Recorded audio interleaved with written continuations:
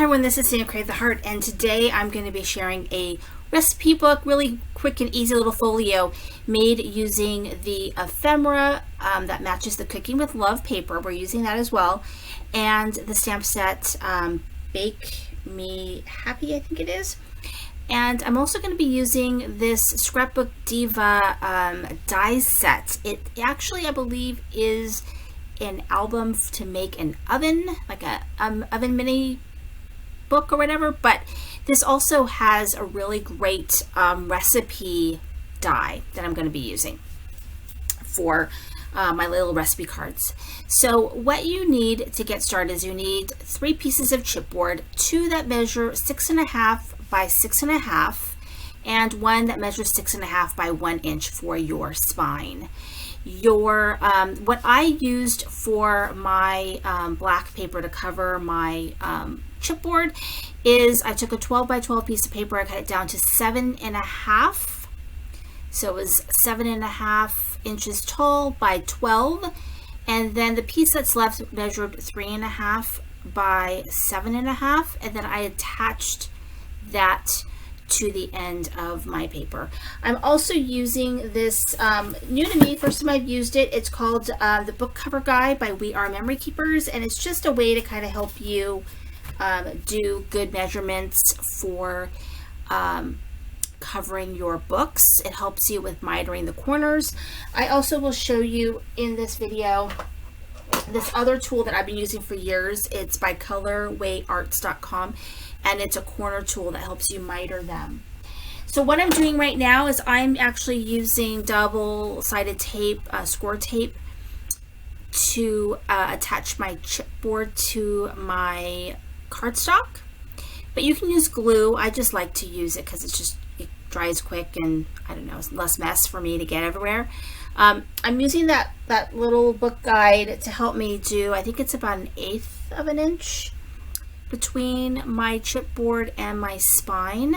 So, you know, you could put 1/8 of an inch piece of tape there or just eyeball it, which is what I've done for years. But since I got this tool, I did want to give it a go, and I actually really like it. So I'm going to go ahead and lay down all of my chipboard. And then I'm going to use this corner piece, and I'm actually just, I mean, you can use a pen or a pencil. I'm actually just using this kind of embossing scoring tool thing that I have, just to kind of make a mark that I can see. And then I am just cutting along that mark to miter my corners. So when I fold my chipboard over, it is going to cover it exactly right. So I don't know, it's math. So it works. And so that's what I'm doing on all 4 corners, is I am using that little tool, but you also use that Colorway Arts tool. And I bought mine on Etsy years ago, and I've used it a million times. It is a fabulous little tool. But you can buy the book guide, or you just can eyeball it, because I've done that too. So what I like to do is I like to fold over my cardstock over onto my chipboard before I put my tape down, just so that it makes it easier to fold it over. And then I generally put, this is just my method, I put score tape on the very top edges all the way around of the chipboard, and then I go back and I put it on all of the cardstock at the very top edge. And that way the top edge of the cardstock that, you know, has enough tape to hold it down, and then it holds it onto the chipboard from the bottom. And that's just the way I've done it for years, and it seems to hold really well. And again, you can use glue. I just prefer to use score tape when I make albums, because it's just less mess for me, because I have a small space and I tend to get glue everywhere. If you've watched my videos, you've seen me get glue myself. It's a thing. So once you've got all of your tape down, then, you know, you just kind of go all the way around, taking off your score tape or just doing your glue. You do one piece or side at a time. And you can see how nicely the corners are done using this tool. There was absolutely no raw chipboard whatsoever. And so I like it. I'm pretty happy with this little tool, and I'm definitely going to be, using it for other projects for sure.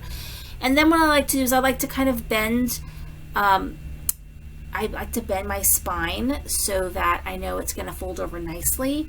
And it takes a little bit of time, but eventually your spine does learn to stay folded that way. But I go ahead and I do that. And so now I want to go ahead and I'm going to cover the inside spine. And my inside spine paper measures 6 by 3. So this is a project in which you don't have any scrap really left. Everything is very evenly done, so there's not very much scrap. So I really like these kinds of projects. So the other side of that paper that measures 3 by 6, I'm going to use the opposite side to cover the outside of my spine. And it works really well because you don't need a lot. And so once that's down, then we can think about covering our front cover. And this is one of those projects that I designed to fit those large panels that you get. So I've done another video where I use the large panels to make a gift bag, and those are very large gift bags. You can fit a lot of things in there, and they're also quite sturdy. So I know that I think Jamie did it for her day 2, I want to say, day 3. She did it for her countdown video for this month, and she made gift bags using my tutorial using these full panels. But this is a really great way of using the full panel as well as using it for a mini album.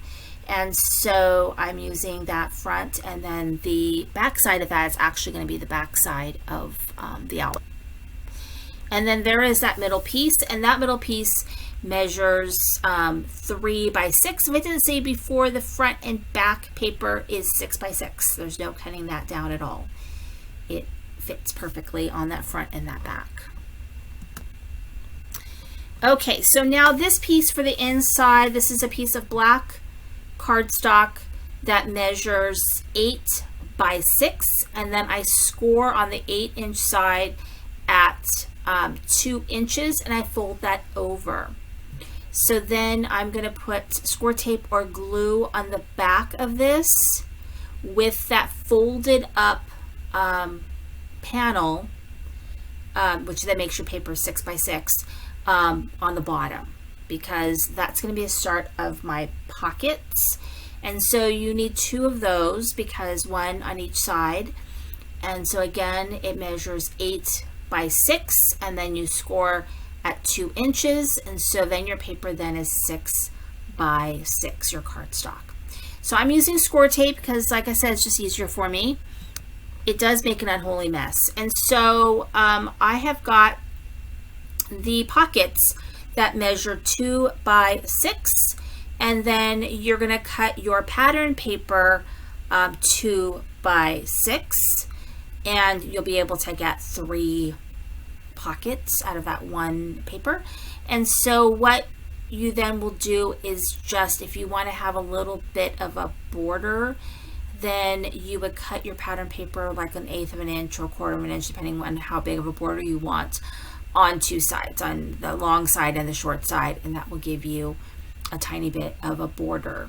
And so the bottom pocket, you just need to put glue on the sides, and then you just kind of eyeball what you want to do. So the middle pocket is going to get glue on 3 sides, and the top pocket is only going to get glue on the 2 short sides. The bottom is going to stay open because my recipe card needs room to be in that pocket. And so that is kind of how you do it. And so there's the recipe cards, and what I did was I just used that recipe die from Scrapbook Diva, and then I found some stamps that were small enough that I could spell out recipe, And so I just stamped recipe on 6 cards.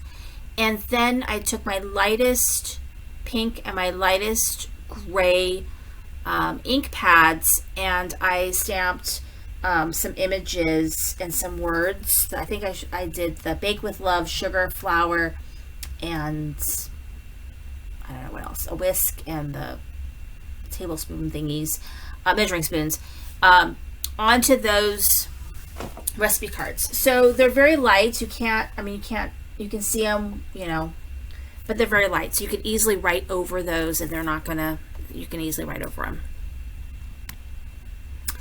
So you can see I'm just kind of gluing. That actually is going to be my top pocket because I'm just gluing, and I might mess up here. One of the times I messed up and I had to pull it up, so be aware that might happen because I didn't like where it was placed.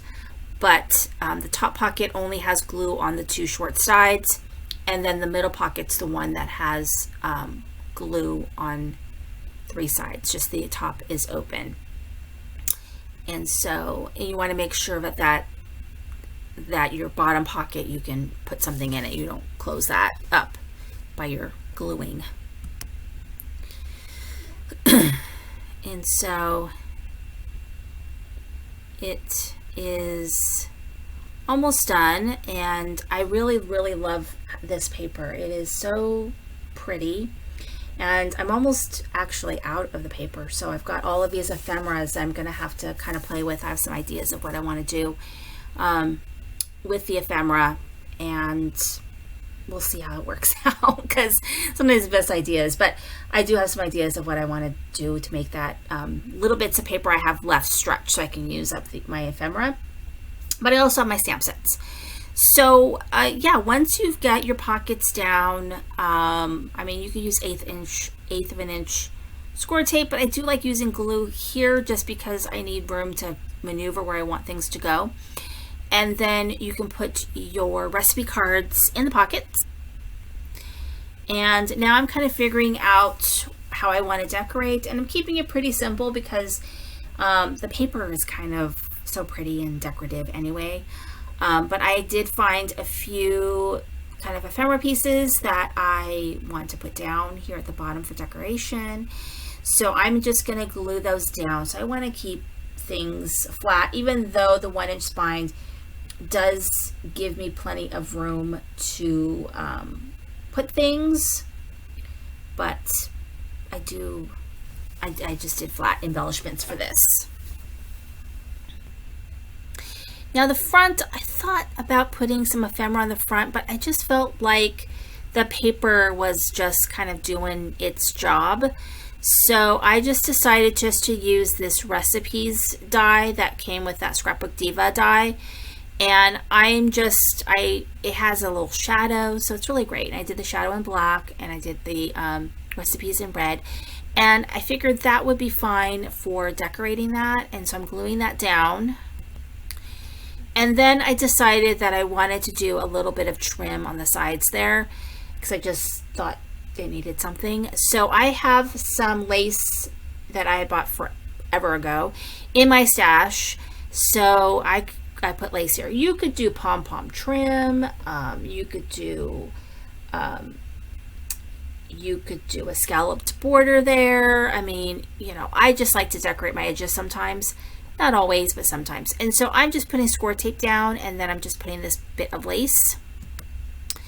And I decided to do the back as well. And I'm going to tie it off and give you guys a final look at the project. I think it came out really cute. It's really easy to make, and instead of recipe cards, you could put little mats or tags, all kinds of other things in the little pockets. You could put gussets in the pockets. I left my pockets very flat, but you can make your pockets fit a little bit more, and there you go. Thank you so much for watching. This is Cindy Creating the Heart.